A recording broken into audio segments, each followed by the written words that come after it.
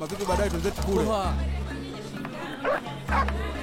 Inakuwaje yule mara mbili? Mara nyingi tunapokuwa na shida ya usafiri, huwa hatuangalii hatari zitokanazo na usafiri usiokuwa wa uhakika na salama.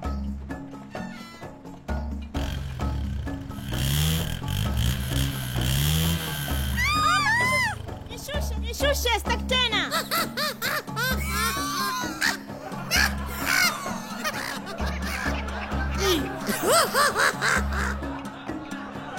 Pikipiki za Toyo zimetengenezwa kuhimili uzito mkubwa na barabara zetu kwa ujumla.